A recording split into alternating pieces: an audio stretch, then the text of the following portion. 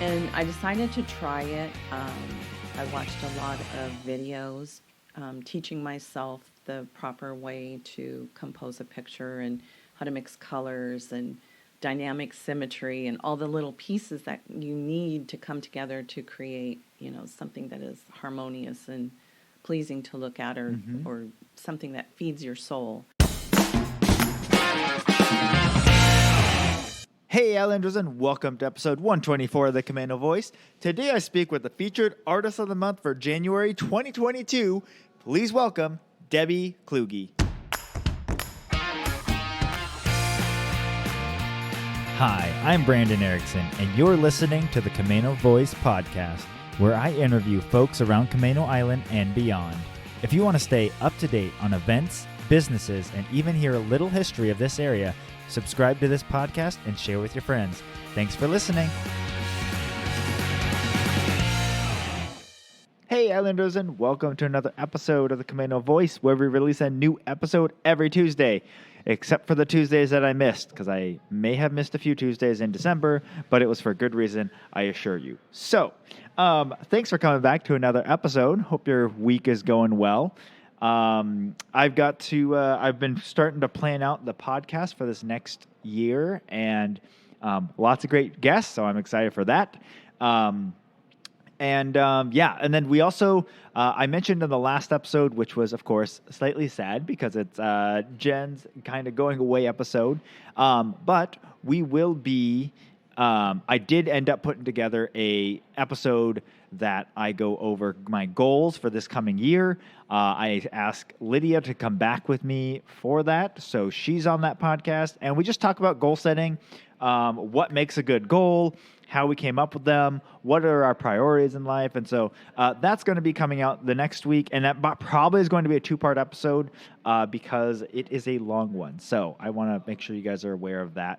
And it also has to do with the Loft, which is a great segue right into this episode. So the Debbie Kluge is the featured artist of the month for January of this brand new year, and the first one of 2022, in fact. And so I got to speak with her. She has worked in the corporate world. She worked at a title company for many, many, many years, and then she retired and was trying to figure out what she wanted to do with her life. And, then started picking up the paintbrush. She had done a little bit here and there, but really nothing that, some of the artists I speak to, it was something they've always had this attune, we're always going after and always doing as a kid. And she said, really, like as a kid, she kind of was, I enjoyed it just like any other kid. But, man, I got to see some of her artwork. I've just seen it on her website, but she does a fantastic job with it. She does oil painting, and we'll get into her style and how she wants to kind of change it in the future. But her current style is a little bit sharper than most oil paintings that you would see. And for me, that really stood out, and I thought that was a really cool, unique style. So as she evolves in the future, it'll be interesting to see how that all flows. But be sure to check out her paintings. They're going to be in the Loft starting January 18th of this year of 2022. So if you're listening to this like a month from now, they are no longer in the Loft. But you can always check out her website, which I'll link below in the show notes. I have spoken a lot now, so without further ado, here's my conversation with Debbie Kluge. Hey Islanders, and welcome to another episode of the Camano Voice. Today I'm here with the featured artist of the month for January of the new year, 2022. Welcome to the podcast, Debbie Kluge. Thank you. I probably pronounced that wrong. It is. It's Kluge with a hard G and a long E, but that's okay. Kluge, okay. Kluge. Kluge. I will do that better on the new intro.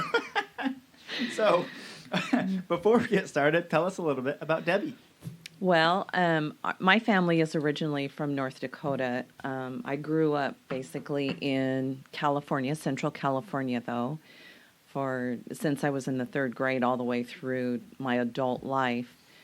In 2013, I was blessed with a new grandson. He was born in 2012 and moved to Washington in 2013 and have been here ever since. I moved to Lake Stevens originally to be close to my daughter and son-in-law and new grandson. And in 2017, I moved to the Camano Island community. Okay. And this has been an amazing place to retire in, to start my art career in. I'm close to my family, so it's been quite an experience. It's fun. Yeah. Yeah. Very cool. So, so you said when you say you're from North Dakota, then is that where like your parents live then? My parents did. They were both born and raised in North Dakota. Okay. My dad moved to California looking for a job, better work, and a place to raise his family. And that's where we settled, Central California. Okay. And that's where I spent the majority of my life. Okay. Into Nice. adult. Yeah. Yeah, North Dakota. We've taken a trip out there, and it's kind of wild out there. Like the landscape is weird, but then you get these like crazy winters and Harsh winters. Yes. The prairies, you can get the wind blowing pretty fast across the prairie. Yeah. Well, and we were driving up by, now they've got all the oil stuff that they have going on up Right. there, and or natural gas. And so we were driving through there to visit some friends, and we were driving and we're like, what are the pillars of fire going on? And so we asked our friends, and they were saying that it's cheaper for them to burn off the excess gas of a thing than to try and, because it's not very much coming through, than to harvest it. So you just are driving through this landscape, and there's just these crazy pillars of fire that are just blowing out of the ground. Yeah. It's So. been many years since I've been back there. I went back when I went to college to Fargo, North Dakota State University. Okay. Graduated from there with a bachelor's in business administration. And from there, married out of college, had my daughter, and then life just evolved from there. Yeah. So, So what kind of, I know we're jumping all over the place, but what kind of got you, so you were living in Southern California or Central. What kind of prompted you to decide, actually, I want to go back to North Dakota? I had moved, like I said, when our family moved to California when I was young. Mm-hmm. My dad looked for work there. I went back and went to college there. My dad went to NDSU, my uncle, so it was kind of a family traditional college that Okay. we went to. And that's where I met my husband, and we then moved back to California, the two of us, and Okay. started our family. Got it. So, yeah. Okay, nice. And so you said you lived in you grew up in Central California then? I did. Okay. From the third grade when my dad moved the family there. Okay. All the way through adulthood, yeah. Nice. Were you on the coast then, or No, more inland? I wish. Okay. I was in Bakersfield, Okay. so about 110 miles north of Los Angeles Okay. in the Central Valley, yeah. Yeah. I think I just, every time someone mentions California, your first thought is just, oh, along the coast, the Yeah, beach. right, And, like, exactly. There's the whole width of Washington, and then some maybe. Right. That is the rest of California. Yeah. Yeah. We don't all have beachfront homes. Nice. So, how did you like growing up in that area? Was that kind of a smaller area? There were probably 500,000 people, so it was a fairly good-sized town. Mm-hmm. Mostly it was agricultural and oil, the industry there. And I went to work for a title company in California and spent the majority of my corporate career at a title company. Okay. When I moved to Washington, I relocated with the same company and worked in Everett while I was living in Lake Stevens. Mm-hmm. And then in 2019, the beginning of 2019, I retired. Okay. So, yeah. Nice. So you were working. You worked in a title company leading up to college, and then was kind of the idea when you were looking at business admin. Was that like your main career path you were looking at, or were you looking at others during that time period? It was a total fluke. Okay. Coming out of college, I actually worked for an attorney. He was a corporate attorney and set up corporations. Worked with him for a couple of years, and then there was a position open with an accountant. So I worked and had an accounting background through my business administration degree. Okay. Worked with the accountant for several years, and then there was an opening with the title company that I took, and moved into admin with this title company and was there for 33 years. Wow. Mm. Very cool. Good. So then you were working. So as you were doing work there, then were you pretty content? I mean, obviously you stayed there for many, many years. Throughout that time, were you all ever looking at like other options or other positions, or were you just pretty content with being with the title company? Art, as far as my background, it was never in the forefront, but it was always in the back of my mind. Okay. I did do some art classes with friends. We met once a week at with a lady, and just she helped us compose and how to paint and how to, the technical aspects of it. Mm-hmm. So we all shared time together painting. Yeah. And she suddenly passed away, and her daughter about a year later picked up the classes again. Okay. So beyond that, that was the only quote unquote training I ever had. The rest of it was just whatever curriculum at grade school, middle school, high school had to offer. Yeah. So, but now that I've put my heart and soul into it, I've started taking classes online with a professional artist on the East Coast. There's another one I have in mind that I'm going to. Well, I'll reach out to him and see if he would do some one-on-one counseling or coaching. Yeah. Just to get a step, higher in my proficiency in art. Yeah. Yeah. So as a kid, was it something that you felt attuned to at all? Like, was it like throughout the grade schools and high school? Was it something you like on the side or anything like that?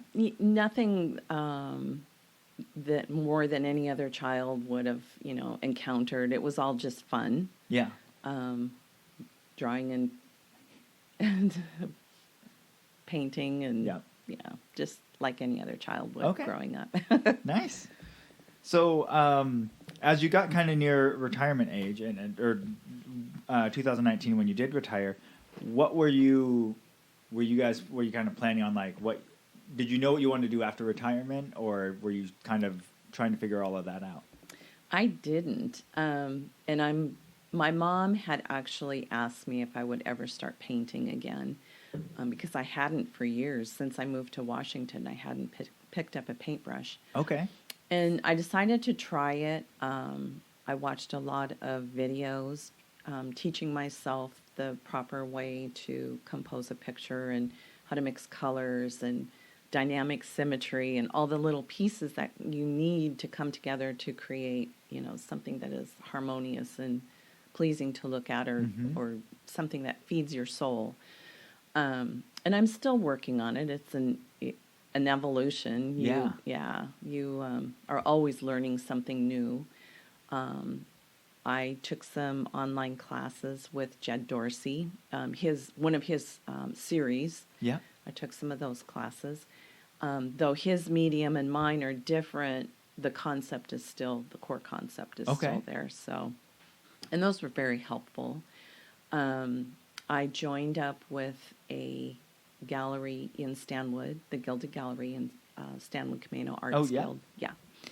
And am currently on their board and also the treasurer for the guild and the gallery. Okay. So it all just kind of started evolving, and it fills my day. Yeah. Very cool. So when you're doing when you were going through the classes with Jed Dorsey, what were kind of the aspects of different things that you had to be aware of as he was going through the classes that differed? Because I guess if I back up one step first, what is the medium that you use for your art? My art is done in oils. Okay. And Jed is acrylics. Okay. So mostly the differences are going to be the dry time.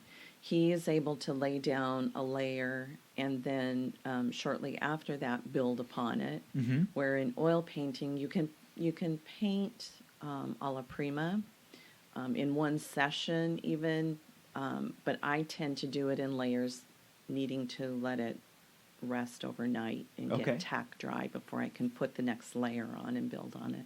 Okay. So that's primarily the difference. But the basic principles of values and color and, the application, there's a lot of similarities there. Yeah. Yeah. Do acrylic and oil, when they dry, do they end up, like when you put acrylic on, it kind of stays that color, right? I believe acrylics dry just a bit darker. Okay.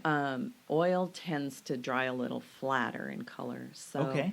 a lot of artists will varnish their paintings when they're finished, just to bring the saturation level back up. Okay. Yeah. And did you start in oil, or did you start in some other mediums and then kind of end on oil? I started in oil. Okay. Yeah. I've tried acrylic. I tried watercolor at one point, and that was a disaster for me. I have a lot of respect for watercolor artists because the control factor, and maybe I just didn't spend enough time learning the proper way to paint in watercolors, but you have no control of where the water goes to some aspects of it. Yeah. You just kind of let it flow and go with it. Yeah. Oils, you have a lot more control over Okay. what you're doing, if Yeah. that makes sense. Yeah, no, it does. Well, and I think it's interesting. I've now interviewed people of kind of all three of acrylic, water, and oil.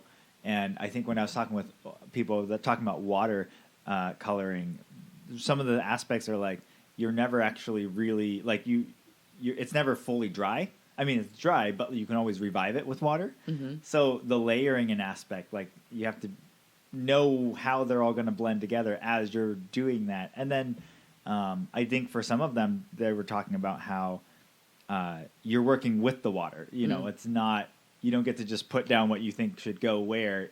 You're working with it. It's like a partnership. Right. So very cool. So then with oils and stuff like that, have you, how has that been for you as far as, I guess,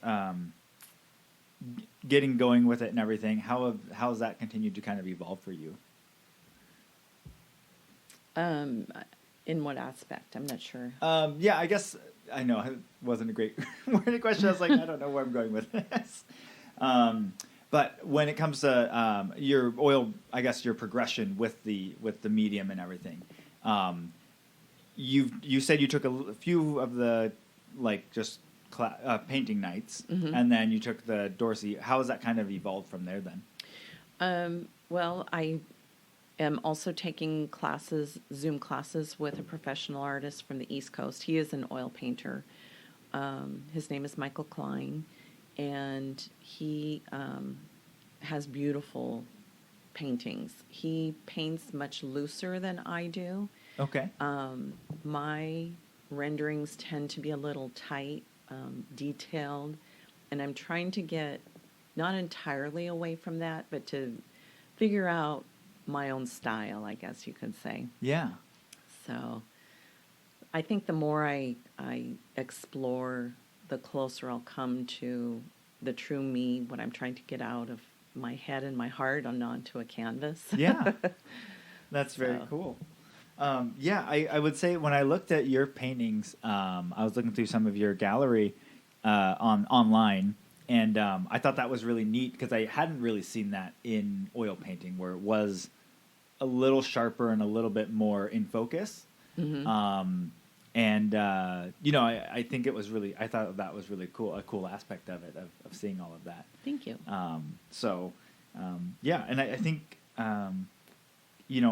art is one of those interesting things where you can always go back. Like you can keep softening it until it, like an oil paint, you could keep softening it, and then you could get to a point where you realize that's too far, that's not what I wanted. And you can always decide, I'm going to start doing it the other way now, because I've tried down to this extreme, I'm going to go this way now. And I think that's a neat aspect of art, is like you don't have to throw out the baby with the bathwater when you move to a new style. Yeah.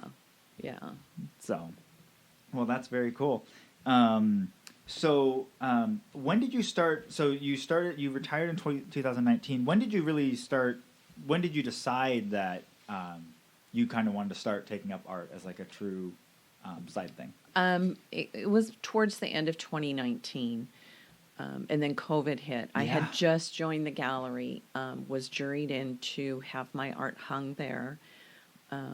There was a gentleman from the Midwest that I did quite a few commissions for, and it kind of got my feet wet in dealing with, people and how to paint something for them.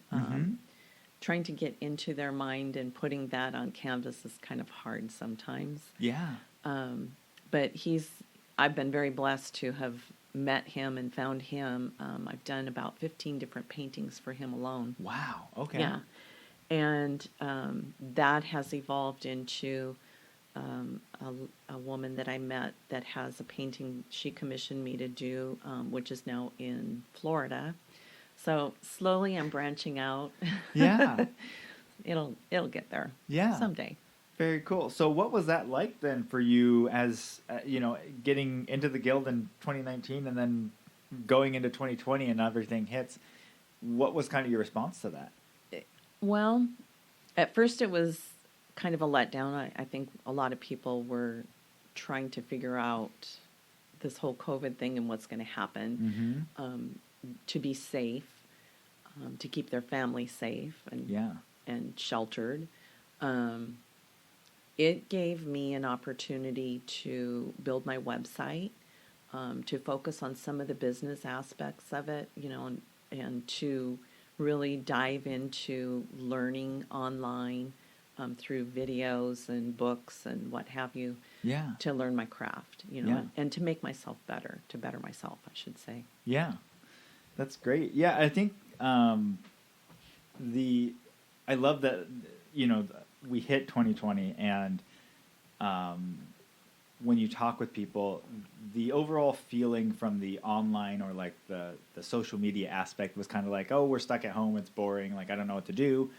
But the people that decided, no, this is an opportunity I've been given to better myself or learn my craft or hone my craft and better myself so that when we come out of this, once we figure out what we're doing, I'm going to be that many steps ahead down the road that I wanted to go down. And so I love that that's how you kind of took that on, is not this negative, like just, I don't know what to do now. I finally had this set up, but like you were like, oh, this is my opportunity to really dive into this.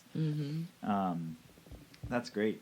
So were there things that I always try and, like with art and with business, they're a little bit at war. I mean, they have to work together, but there's always a little bit of like, art is a lot more free flowing and business is a lot more like, this is your timeline, this is what you got to do. So for you, having that business admin background, were there certain things, goals or things that you had set in mind that you were kind of aiming at? With the business background, it gave me, I think, a step, well, not really a step, but an advantage over some artists who really struggle with that aspect of it, because I'm not afraid of spreadsheets and numbers and bank account. It's what I did for many years. Yeah. So the business side of it came naturally to me. Yeah. And I could then focus more of my time on the creative aspect of it. Yeah. And not have to worry about how do I make this budget work. Right. That type of thing, because like I said, that was more of a natural Yeah. a natural fallout from the corporate world. Yeah. So then with that, were there certain things, I guess, do you kind of have that internal like tension of like your business side saying I need to do this and hit this goal and do this versus your artist side which says just relax and let it flow? In the beginning, yes. And it finally came to the point where I needed to kind of budget my time. Okay. And just have my mindset on the 1 or 2 days a week on the business aspect of it. When it comes to social media, I'm still a complete nerd. I have no idea how to do it correctly, but I get through it. And then the other days I work on focusing towards the, creating, whether it be composing something on my computer that I eventually want to put on canvas. That is all part of creating. Yeah. versus the day or two that I have to set aside just to do the book work. Yeah. Yeah. So for you then, how does the computer laying out or process work, and how does that move from that to deciding it's going to go on a canvas? I will look at photos to see, to try and find something. Well, let me back up. In the summertime, my son-in-law, my grandson, and I would go out to different areas of around here, Yeah. and I would shoot photos. And those photos I would take and put on my computer. There might be a piece of that photo that I took that I would want in a picture, but I might like a tree from something else or a sky from something else. Yeah. Yeah. So it's just putting pieces together like a puzzle until I get something that I think compositionally looks decent. Okay. Beyond that, I set up still lifes with, flowers or what have you, and paint from life that way. This summer, I'm hoping to do some plein air painting around here. Last summer was my goal to do that, but unfortunately my mother took a fall when I was back there with her, so I spent quite a number of weeks with her, taking care of her. So that's my goal for this summer. And I don't know. Yeah. That's So I've with speaking with Jed and stuff, I know when he does plein airs, he's using acrylic paint. How does that work with oil if you have to wait a little longer? What I would do is take a panel out along with my camera, do photographic references, but in plein air with oils, you can do it alla prima and try and do it all in one sitting, but I would do more color studies. I would do color matches of the sky and the shadows and the highlights, and then bring those color swatches, if you will, back with me. That's the plan I have in my mind anyway. Okay.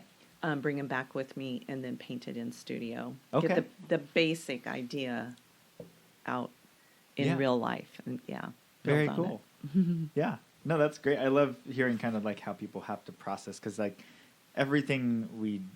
most of the stuff that we do, it sounds simple in theory, but then once you start breaking down the little pieces to it, you have to think through every one of those steps. So like, acrylic paint dries really fast, so you can do the whole event and do the actual thing, versus with oil, you've got to wait and figure out what you want to do there. Mm-hmm. So very cool. So then, as we've moved through 2020 and getting closer to through 2021, what was kind of your years during those times, the 2020 and 2021? We reopened our gallery at the end of 2020 when the whole world started slowly emerging from this. And there was an event that we held called New Beginnings. And being the treasurer, I'm very involved in all aspects of, the shows that they do there and the bookkeeping side of it, including, doing entries myself to put into those shows. Mm-hmm. So that took a lot of my time. And it's just, I don't know. Yeah. Are you, so now that's reopened, right? The Gilded Gallery, it's completely open. Yes. Okay. Yeah. Nice. What do you guys have planned for 2022? At the gallery? Yeah. There are several shows that we have on the books. The biggest ones will be the Art at the Schoolhouse when they do during the Tulip Festival. Oh, okay. Yeah, up at Christensen's, we rent the little schoolhouse up there and have a month-long show. There are 20 artists that show their art for the whole month of April. And in the fall, this last fall, in fact, we had our Art by the Bay Festival at Camano Center. Okay. That was a weekend show. And those are the two biggest shows that the Guild has. Beyond that, we have 2 member shows and 3 regional shows. So we will broadcast through Entry Thingy Okay. I don't know if you. Uh-uh. Okay. Yeah. It's a call to artists that we can put out, and people from across the country have submitted artwork to show to hang in the gallery. Okay. And those are usually about a 2-month long show. So Okay. we fill it. We try and rotate the art in the front of the gallery every a couple of months, and then the back half of the gallery is all of the permanent artists that are there. There are Okay. 18 of them. And if anybody hasn't been there lately, you should stop by. We've remodeled it, and yeah, so it's beautiful. Nice. Yeah, it's really nice. Very cool. All right. And then tell us a little bit about the pieces that you're bringing into the Loft for your featured month. One of them is called Turn Right at the Mailboxes. It was kind of a fun little piece when I was a kid growing up, and we would go back and visit. We had already moved to California, so we would go back to North Dakota on our family vacations. And it always amazed me that in these rural communities, there are no street signs. Everything was done you navigate by landmarks, basically. Yeah. So I created this one piece that you turn right at the mailboxes to get to my cousin's house. It just reminded me of that. It had won a Fay 15 award on Bold Brush, the website company that I use. Okay. So it was one of the top 15, favorite pieces, I guess you could say. Oh, very cool. So that's going to hang down there. There's another little 5x7 piece that is currently in a contest. I'll get the results by the end of January, whether it makes the final cut or not. Okay. But that's down there. There are other small still lifes, 5x7s. I'm trying to think. Oh, and then there's one, I'm hoping to get the frame for it tomorrow. It's of an elk. So, there's a little bit of everything for everybody. Yeah. Yeah. That's great. All right. Very cool. Well, I like to end every podcast with some rapid fire questions. Okay. And we get to jump into my new ones for 2022. So I'm excited to see how they go. All right. But the first one is an old one. What purchase of $100 or less have you enjoyed the most in the last 3 months? I can't think of one I haven't spent under $100. It's hard with inflation. I can tell you it is. I can tell you the one that was over 100, not much over 100, was my class with the gentleman on the East Coast. Yeah. My art class. That by far has been the biggest, the best spent money that I could have spent in the last 3 months. Nice. Very cool. Who is the most influential person outside of your family in your life? I don't know that there's any one person that I can put my finger on. Mm-hmm. Living in California, I have a group of friends that I would golf with a lot, and I think the camaraderie with those ladies probably was most influential to me, to giving me a sense of confidence, I guess you could say. Mm-hmm. We would play competitive golf in team play in tournaments. Okay. Yeah. So that camaraderie, I think, is what molded me partially into what I am today. Yeah. Yeah. Very cool. Okay. So this is kind of a weird question, and I'm working on the wording of it, but basically the question is, this is weird, but I've always wanted to fill in the blank. I'm such a plain person that there's nothing really unusual. Everything that that was really weird for me that I've wanted to do, I've already done it. I've jumped out of an airplane. Okay. Wow. I've flown an airplane from an air show. Wow. It was a stunt plane. Okay. I went up in the air with the pilot, and we had fun up there, just, flying around Bakersfield. Oh, so cool. What have I not done that would be weird, though? I don't know. I guess my dream, my bucket list dream is to go to Alaska, but that's not really weird. No. What is there a certain part of Alaska?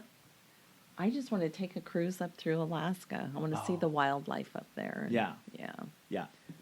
We got to go up to Alaska. Me and a couple of my friends. We went to Kodiak, Alaska last year, and it's a fascinating area because when you're up in Alaska, the mountains seem bigger. Like the trees seem bigger. Like everything just seems like it's like the than life. Northwest, but the big version of it. Really. It's beautiful up there though. Yeah. So definitely highly recommend. Yeah. So very cool. Mm-hmm. Who is an interesting or fascinating person in this community that I should interview next? That's a tough one. I haven't really been in this community to know a lot of people, get to know a lot of people personally, on the island itself. Yeah. We have some amazing artists at the Guild. Some live here on the island, others in the surrounding communities. Yeah. The first person that probably pops into my head is Val Paul Taylor. He's a quirky person. Okay. His art shows it, but he has a lot of fun. He's a really nice person. Awesome. All right. And lastly, what piece of advice would you give your 20-year-old self? I think probably what most people my age would tell themselves if they were young again is to follow your passion. And you have to never stop learning. You're not going to progress from one moment to the next unless you continue that learning process. You know, there's just no other way to grow as a person. Yeah. So that would probably be my advice to myself, is to never stop learning. Yeah. Very cool. All right. Well, thank you so much for joining me on the podcast today. Well, thank you. Yeah. And Islanders, I will talk to you on the next one. Well, a big thank you to Debbie Kluge for joining me on the podcast today, and thank you for listening. If you haven't already, be sure to rate, review, and subscribe to our podcast on your favorite podcast platform. It really helps us be found by other Islanders like yourself. And for more information on this episode, you can go to CamanoCommons.com/podcast. That's CamanoCommons.com/podcast. Thanks for listening, and see you next time.